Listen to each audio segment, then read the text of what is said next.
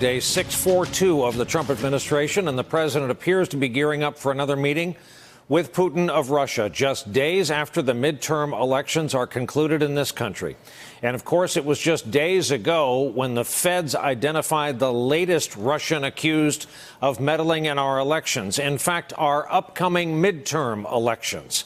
Today, Trump's national security advisor, John Bolton, met with Vladimir Putin in Moscow. The focus was Trump's decision to pull out of a 3-decade-old nuclear arms control treaty. But the idea of another face-to-face sit-down was apparently not far from Putin's mind. President Putin said in the opening of the meeting today, when the press was there, that, in his words now, it would be useful to continue a direct dialogue with the President of the United States. I said yes, in fact, that President Trump would look forward to meeting with him in Paris. So we will make the precise arrangements on that, but it will happen in connection with the 100th anniversary of the celebration of the armistice that the French are hosting on November the 11th. Not long after those comments, Trump was asked about this proposed meeting. Mr. President, are you going to meet with Vladimir Putin in Paris in a couple of weeks? We may. It's being discussed right now. Mike Bolton, as you know, is in Russia, talking about various things, including the whole nuclear situation. It hasn't been set up yet, but it probably will be. The president said Mike Bolton, it's John Bolton. If this November meeting takes place, it would be the first face-to-face meeting since the July summit in Helsinki, where the president took questions about election meddling with Putin standing right there next to him, still viewed by so many as a low point in his presidency. Just now, President Putin denied having anything to do with the election interference in 2016. Every U.S. intelligence agency has concluded that Russia did. Who do you believe? President Putin, he just said it's not Russia. I will say this. I don't see any reason why it would be. President Putin, did you want President Trump to win the election?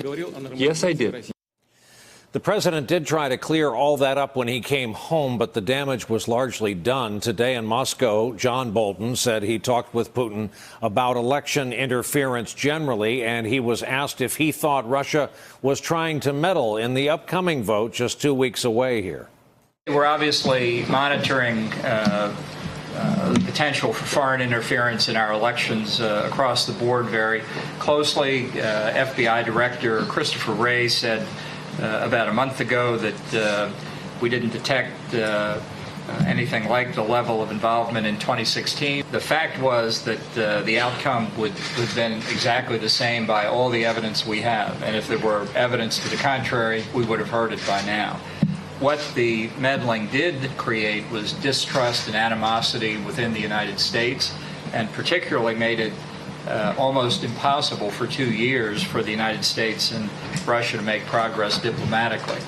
Bolton followed that with the administration's newest line on foreign efforts to influence our elections. If you want to talk about a really massive influence effort on the American political system, I'd suggest you read Vice President Pence's speech on China's efforts, looking at everything that China was doing. A very, very senior U.S. intelligence official said it makes Russia look like the junior varsity. The vice president's argument, which he made earlier this month, went something like this. As a senior career member of our intelligence community told me just this week, what the Russians are doing pales in comparison to what China is doing across this country. On that note, let's bring in our leadoff panel on a Tuesday evening. Julia Yaffe, a Russian-born American journalist who's covered Putin for years, these days a correspondent with GQ. Peter Baker, chief White House correspondent with the New York Times, who was formerly Moscow co-bureau chief for the Washington Post. And Clint Watts, who has never worked for GQ or the Washington Post to our knowledge, but is and happens to be a veteran of the FBI, currently a senior fellow with the Foreign Policy Research Institute, and also happens to be the author of Messing with the Enemy, Surviving in a Social Media World of Hackers, Terrorists, Russians, and Fake News. Peter Baker, we'll begin with you. What is the upside? What is the possible argument to make for another meeting with Putin days after our midterm elections? Yeah, it's a great question because they haven't really answered that one yet. The president has not been back overseas since his Helsinki trip. He's not met with foreign leaders on foreign soil since that trip. There's been no particular outcome from that meeting that we've seen, at least publicly. And there's no buildup to the idea that this meeting is going to be a breakthrough on any particular issue of contention between the two. It's going to come right after the midterm election. And so there will be, at that point, a new Congress having been elected. We don't know whether Democrats will win the House or Republicans, but there could be a seismic shift in the electoral landscape here in the United States. And there could be concerns or issues about whether Russia had played a role in that election. We've already seen Robert Mueller indict one person, one Russian, just in the last few days for trying to intervene in the 2018 midterm elections, not just the ones from 2 years ago, but these elections going on right now. So that timing makes it curious in its own right. And then there's no sign that there's any particular movement toward agreement on something like Syria, like arms control, like Ukraine, or any other major issues that have been dividing these two countries now for several years.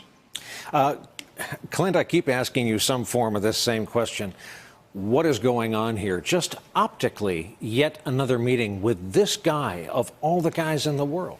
Yeah, and it's also coming up on another American holiday. Remember, this day would be Veterans Day, and it was going to be the big D.C. parade that got canceled. So it's odd that you want to go and do a follow-up meeting. It's also interesting that Vladimir Putin basically says, I would much rather have direct communications with the president, which the National Security Advisor Bolton just said, because he gets what he wants when he's in meetings with President Trump. And what's interesting is we had the last summit, which was a colossal PR disaster. You're coming into this now. What do we think the Mueller investigation, where is that? Well, everybody seems to think after the midterms is when things might start to roll out again. You could come into a circumstance here where the Mueller investigation is literally rolling out additional indictments, findings, reports, all related to Russia and collusion, obstruction of justice, and just interference in general at the same time that the president is meeting with Vladimir Putin. He'll be in the same position again where he's going to be meeting with Putin and have to say, what about this election interference that was in 2016 and after 2016? We just saw that with the complaint that was filed last week. It's odd timing. I don't know what there is to gain from this meeting. Especially in this very studio, if we get any numbers that are hinky, are weird, don't look like common sense in that period after the midterm elections. Yeah, we have 1 week there where we're already seeing calls of voter fraud coming from the Kremlin's trolls, by the way, which it was shown in that complaint last week, and from the President of the United States, who keeps throwing this out there.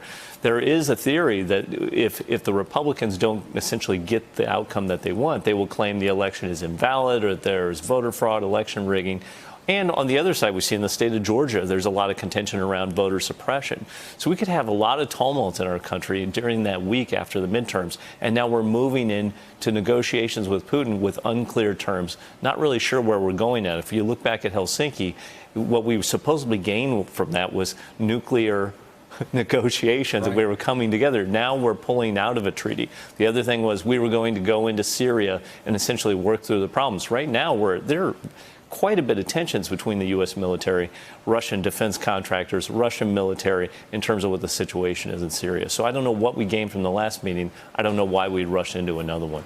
Julia, I so often point out your birthplace when you come on the broadcast. I hope you don't mind. Mine is about 2 miles from the Garden State Parkway, because it informs some of your best reporting, your knowledge of the culture and the language. And we're going to ask you to do it again when I show you this clip of Putin today referencing eagles and olives, and I want you to figure out just what's going on here. We'll talk about it on the other side. гербе Соединенных Штатов изображен орлан.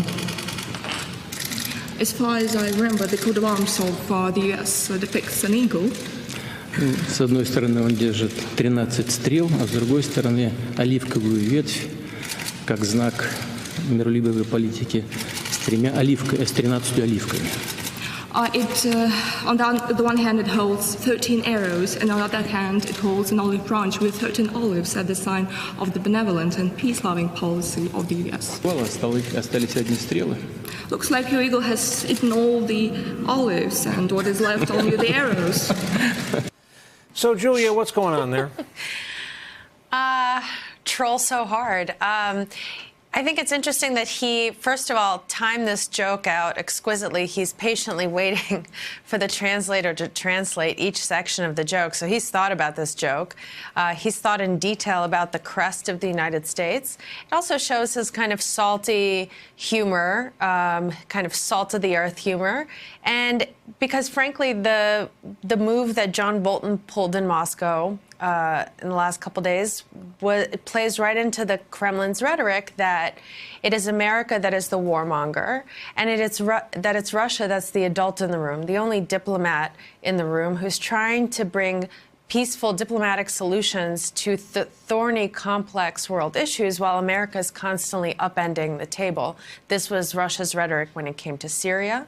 And Syria negotiations. This was its rhetoric with Iran, with Libya, now with the INF Treaty, which, by the way, it was constantly violating anyway. But because of the move that John Bolton pulled, now Russia looks like the adult in the room that actually wants to talk details and complexities and negotiate and keep the parameters of this treaty in place, which, by the way, it needs to. It's expensive to do all this stuff, and Russia is not flush with cash right now. Yeah, their GDP is smaller than that of the state of Texas, as I always try to point out. Hey there, I'm Chris Hayes from MSNBC. Thanks for watching MSNBC on YouTube. If you want to keep up to date with the videos we're putting out, you can click subscribe just below me, or click over on this list to see lots of other great videos.